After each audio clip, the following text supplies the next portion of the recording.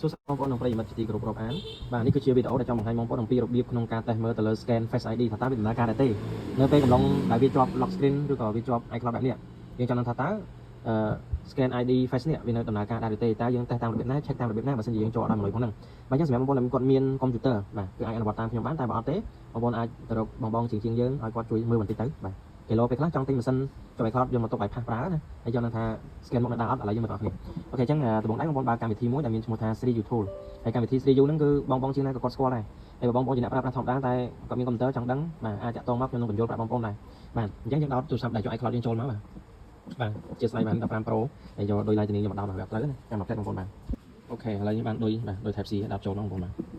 បាទយើង lock screen ហ្នឹងទៅបាទបន្ទាប់ពី unlock ហើយបាទបងប្អូនមើលកន្លែងនេះ testing device បងប្អូនកន្លែង testing device នេះខ្ញុំឲ្យធំហើយបាទតោះខ្ញុំបរិយាហ្នឹងហើយបាទសូមប្រវាយកាមេរ៉ាបន្តិចបាទកន្លែងនេះបាទអញ្ចឹងយើងបរិយាវាប៉ុណ្ណឹងយើងបងប្អូនមើលឃើញបាទប៉ុណ្ណឹងបាទនេះអញ្ចឹងទូរស័ព្ទនេះគឺព័ត៌មានរបស់វាគឺបាទ basic information ធម្មតាបាទ normal បាទបតម៉ាស៊ីនវា normal បាក់តេរីក៏ normal អេក្រង់ក៏ normal បាទnormal គឺធម្មតាបងប្អូនបាទនេះកាមេរ៉ាមុខបាទ front camera រ៉ាកាមេរ៉ាកាមេរ៉ាក្រោយហើយនេះគឺ Face ID ហ្នឹងឯងអញ្ចឹងយើងចង់ដឹងថាតើទូរស័ព្ទនោះ Face ID វានៅអែមអត់បាទយើងទិញទៅកាតអត់បើយើងចូលទៅកន្លែងtest Face ID បានក្នុងមនុស្សបាទទេឥឡូវយើងគាត់ចុច test now បងប្អូនចុច test now បាទអញ្ចឹងវាឲ្យយើងយកទូរស័ព្ទហ្នឹងមក scan មកខ្ញុំ scan មកខ្ញុំ